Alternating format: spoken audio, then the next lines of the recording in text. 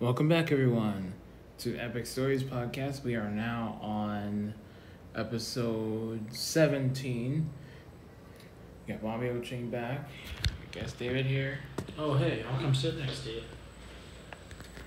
And today we are going to, and this is now part 5 on the Wimpy Kid. We'll be starting off on the Monday page on 49.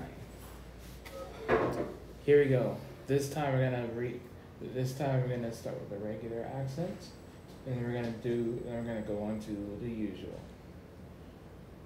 All right, let's start with me. Monday. When I woke up this morning, it was below freezing outside. I was relieved. It actually felt like winter again, but when Mom told me I had to wear thermal underwear to school, I thought maybe global warming isn't such a bad thing after all. I hate wearing thermal underwear because it's uncomfortable and I feel ridiculous wearing it. Thermal underwears look cool when it's on the mannequin at the mall. But when I put it on, I just look like a retired superhero. The mannequins at the mall are always super buff, and they make guys like me who can't spend these hours in the gym every day look bad.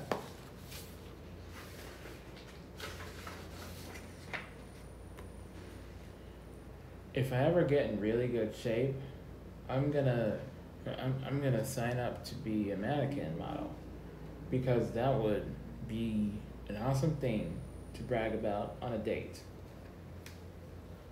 The mannequin you see at the sports store are always in athletic poses, and it looks like it would be hard to stay in that position while someone sculpts you, and that's just too much effort for a job that should be easy. All right, your turn. Where am I? You're gonna be on page 51. Top of page 51? Yeah. So when I apply for the job, I'm going to do it at the bed and bath store. Mom says I'm lucky to have thermal underwear because our ancestors didn't have this kind of stuff to keep them warm. Sometimes I wonder about my ancestors, though. I have no idea why they chose to live here when they could have picked somewhere a whole lot warmer. How many pages do you want me to read? Just one? Read 2, actually. Okay, how about you read these 2, and then I'll read the next 2. All right. So then we are on the open page. And now first off we're reading with the Native American accent. But I can't complain because they survived, and everything they did led directly to me, and I just wish they could see how it turned out, so they know all the sacrifice were worth it.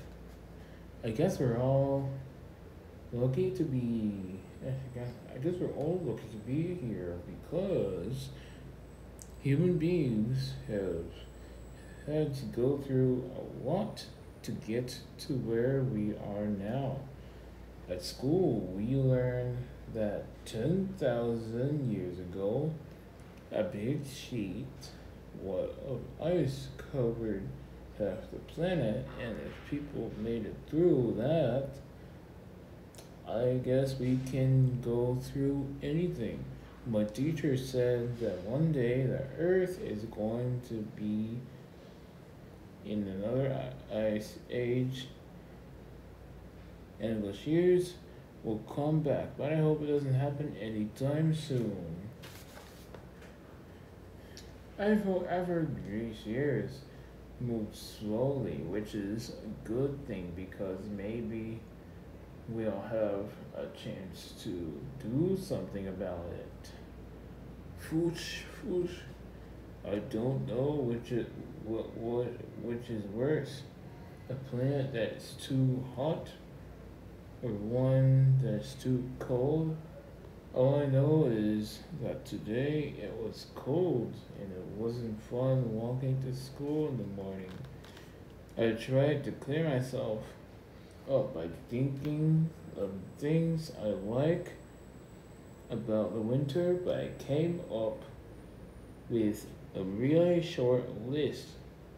Christmas, Christmas is Christmas is great and all, but after that, it's just a long slide to the spring.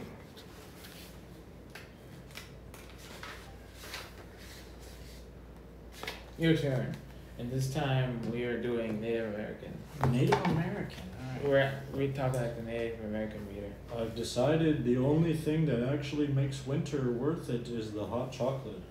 I used to be on the safety patrols and I'd get free hot chocolate at school.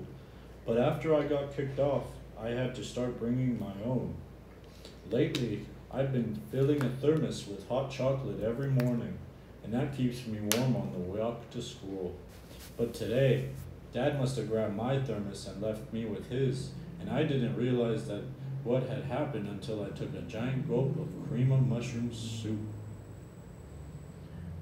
I wish Mom and Dad would drive me to school in the morning, but they leave a half hour before I do. There are some kids on my hill whose parents drive them in on cold days like today, but when me and Rowley try to flag them down to hitch a ride, they won't even make eye contact. And that really stinks, because us hill kids are supposed to have each other's backs. It was so cold out today, the teachers decided to keep us indoors for recess, which was perfectly fine with me. The last time we had outdoor recess on a day like today, Albert Sandy was saying it was so cold that your spit would freeze before it hit the ground. Alright, my turn. This time I'm gonna do Indian, read like an Indian reader. Well, it turns out he was wrong. And recess today was a total nightmare. Usually, indoor recess isn't very fun. We're supposed to play board games and do arts and crafts, but kids always get restless and find ways to liven things up. So today, our teacher said we're gonna try something new. She taught us how to play a game called Museum, where everyone has to freeze like a statue and hold still for as long as possible. It was actually pretty fun, but when recess ended, I realized it was just an easy way to get us to behave for a half hour. The thing I don't like about being indoors at school is that in the winter is that a lot of kids are sick. And I really don't want someone getting me sick. Our school is full of germs, and nobody covers their mouths when they cough or sneeze. Your turn. We're acting like the Indian reader now.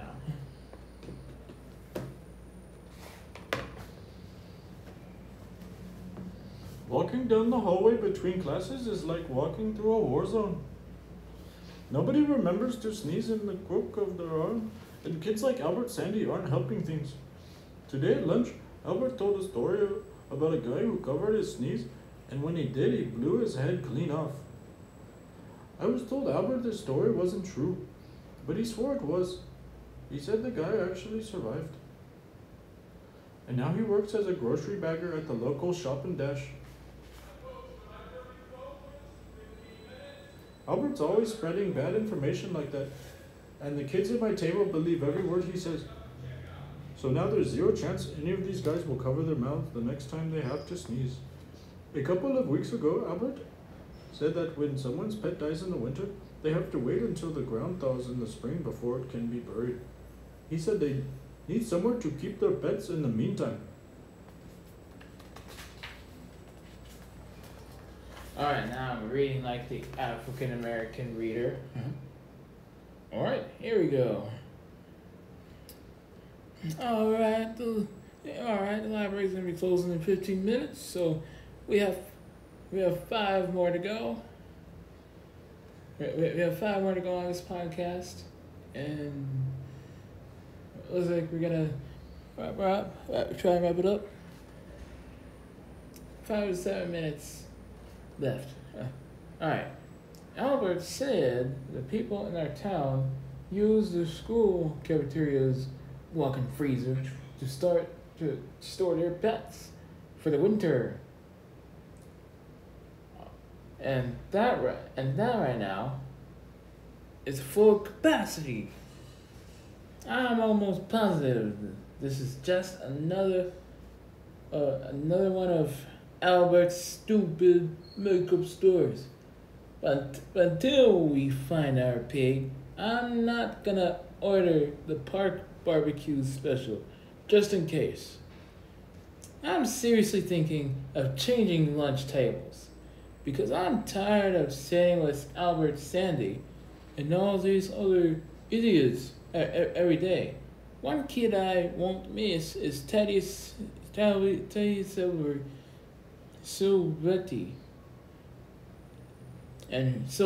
and who wears the same sweater all winter long.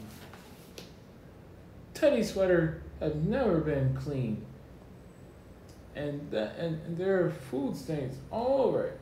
Sometimes kids at my table try to guess what each stain is, which is what they were doing today. So, this is the reason girls at my school have pictures of pop singers in their lockers. The guys in my grades just aren't giving them any good options. I couldn't even imagine how many germs are on Teddy's sweater. Which is why I sit at least 2 seats away from him. Alright, your turn. We're reading like the African American readers. Most of my brain power at school goes to keeping tabs on whose germs are where, and I've already filled up 2 notebooks this winter. The times it gets tricky is when you have twins like Jeremy and Jameson Garza.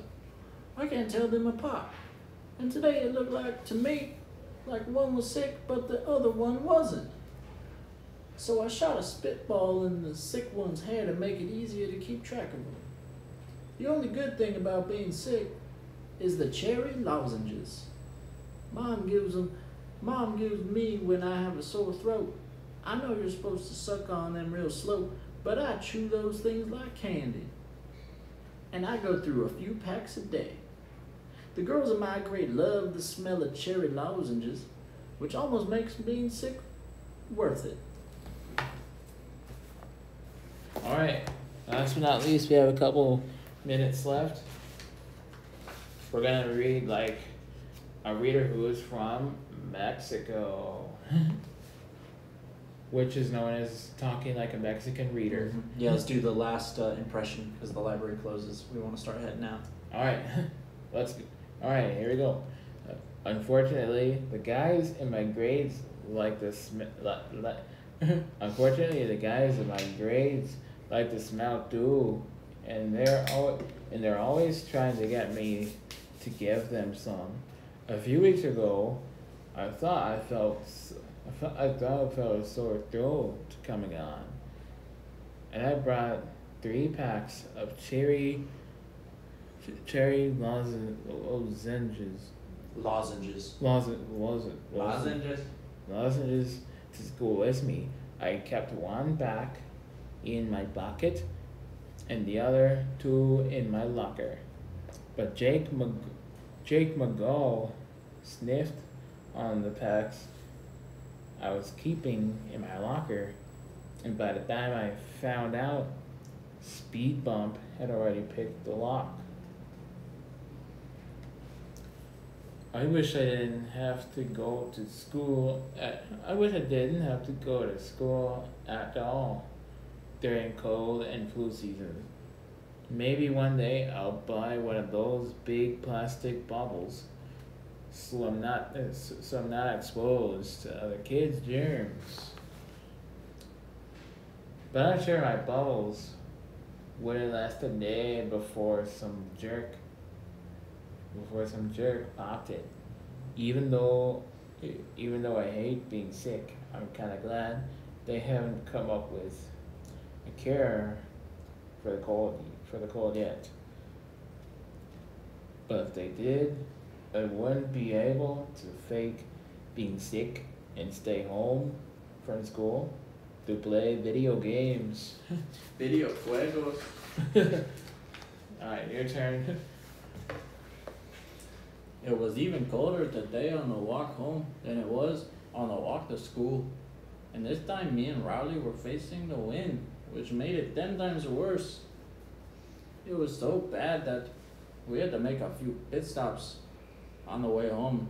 The first place we ducked in was the pizza shop because there's a big oven in there and it's always warm inside.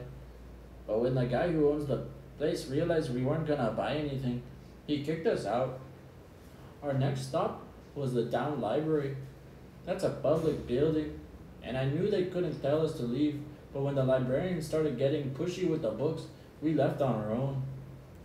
I wish we'd used the bathroom in the library before we headed back outside though, because when we got halfway home, Rowley really needed to go. We knocked on a few doors, but when people saw us, they pretended they weren't home. Alright, well, looks like. Alright. That is it for this episode. Since the library is closing, we're gonna wrap it up. And I would like to thank you for listening to us read in part 5, Diary of a Wimpy Kid book.